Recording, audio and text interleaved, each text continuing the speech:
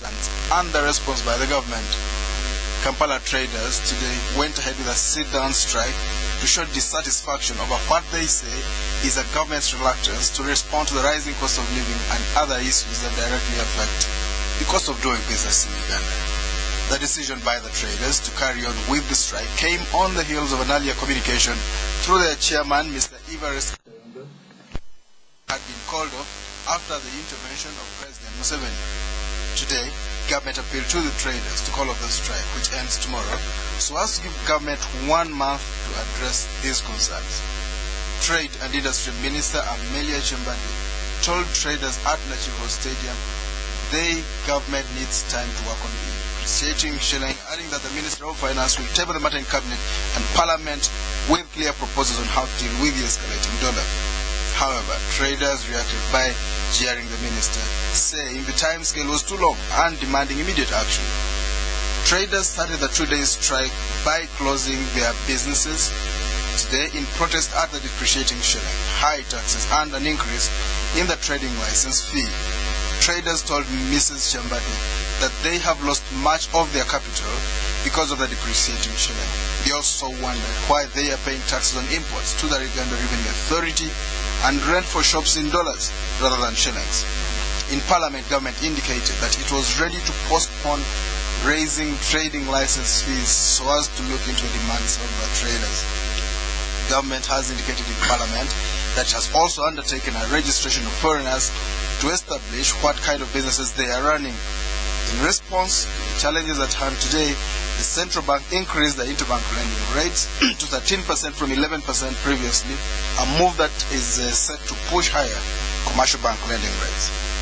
This move, according to Emmanuel Tumisime Mutevile, the Governor Bank of Uganda, is aimed at tightening Uganda's monetary policy, which seeks to mop up excess liquidity in the money market in order to fight the current runaway inflation. So tonight we focus on this matter to try and understand the concerns of the traders and the response of the government. Our guests tonight, Honorable Stephen Mukitale Birahwa, Chairman of the National Committee on the Economy. You're most welcome, Honorable Birahwa.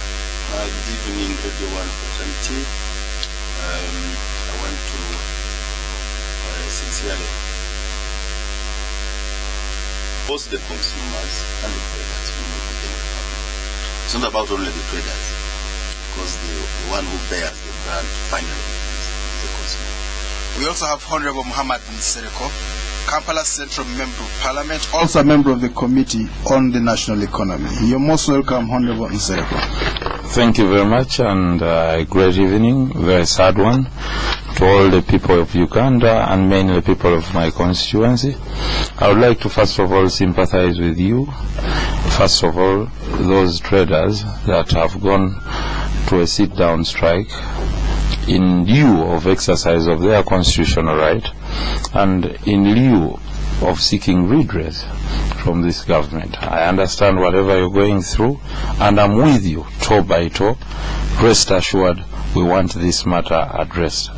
But equally, I would also like to sympathize with the consumers and all those that benefit from the different businesses, employees and others, and even non-shop owners and even buyers in the city that have been inconvenienced with this or with this action that was taken. So my sympathy goes to all of you, but my further sympathy goes to government that was looking at things in a funny way, taking them to be so simple. It's now time that you come out and address pertinent issues that touch the common man. This is the common man in this country. That's the Member of Parliament for Kampala Central, indicating that the government is on its back foot. It's been pushed almost to the wall with many challenges, including electricity. We are expecting to be joined by Mr. Issa Sechito, spokesperson for the KASITA, that's the Kampala City Traders Association. He had indicated to be available to us online. However, we are unable to reach the number that he gave us right now. In case we're able to get him later, he'll join us. Honorable Birahwa, today many people were surprised to find that this. Do you understand the rationale for this strike today?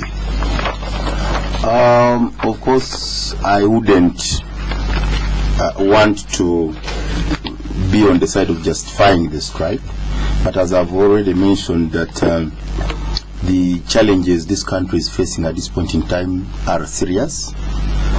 I want first of all to call upon the experts in this government, right from Ministry of Finance, Bank of Uganda as advisors. This is not time for short-term remedies. This is not time to do business as usual.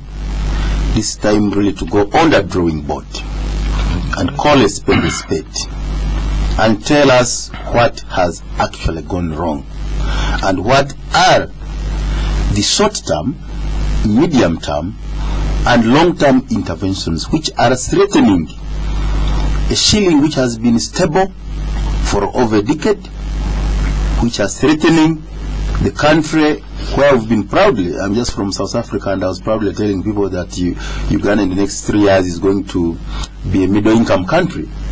Now, with this, what's happening now, it's a negation. We can lose all the gains. And therefore, this is a very critical matter which must be looked at seriously, even if it means budget cuts in luxurious, administrative, non-productive sectors. We should do that in this budget so that we see resources focused and put in productive areas. One thing which has come out very clearly as the prices start showing is that this country is still dependent on agriculture, and we are going to do so for some time. We must see redirection of resources into the productivity of agriculture, whether it means our agriculture production, because we have the market in the region. We must see more resources going into the direction of the youth entrepreneurship, where we are going to get results. We must now look at catalytic areas with a bigger multiplier effect. We must seriously look at the challenges of land. How do we make sure that as many youths who are unemployed can go back to land and do some? We need a lot of radical instruments which government must do, and Parliament should not this time around do business as usual. When we are appropriating this budget, I strongly want to appeal for reallocation of resources. We cannot continue with what we had earlier anticipated, because whereas there are strong statements in the areas where we should be putting money, you will also find that the budget is not matching the stance. So we even have another problem at hand, the power cuts by those who are saying they have not been paid. But some of us on the Committee of Natural Resources have been saying that the cost of power is too high, and that we cannot politically fix this. So the mistakes we end up with is bring bare some of the mistakes. For example, in the energy mix we are having, there are so many alternative sources of energy. We have not invested money there. We have looked at hydro, and when we were in a crisis, we went into the diesel generators, which have actually increased the cost of power. And government, by the way, is spending a lot of money to subsidize. The cost of power today is subsidized by government. So this is a time to seriously rethink and make sure that we don't allow this country to slide back, because we are at the brunt of sliding back. A ceiling is so critical. Let me also remind Ugandans, most people don't know that the very strong economy of Zimbabwe did not just collapse because of one man, Mugabe. The previously strong. The previously very strong in Africa.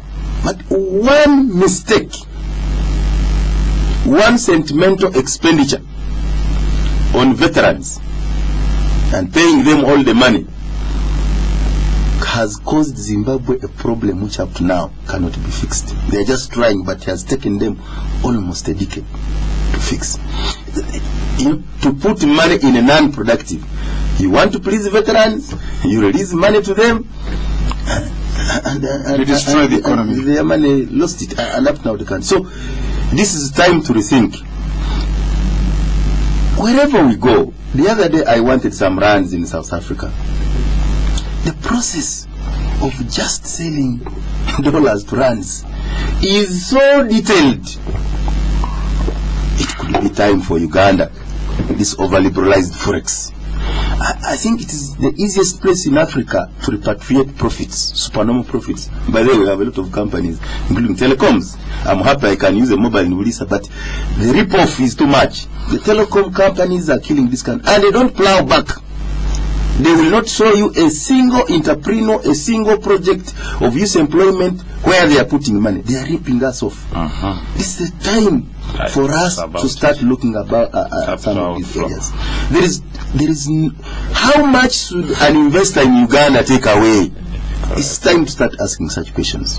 We have had good policies for economic growth. It is now time to rethink. We cannot become a middle-income country, even with the oil we are talking about in the Rift Valley, if we don't tie some gaps. There is a lot of gaps. So we can no longer say private sector led. You can see private sector led is only good when the government has put everything right. But you can't ask private sector to fix for you things when they have gone wrong. Right. And that's why some of us believe in a developmental state. A developmental state allows private sector to perform, but regulations are strong. The state intervenes in strategic sectors. If you think Uganda has a niche in some area, government can put money in those areas where the private sector cannot go.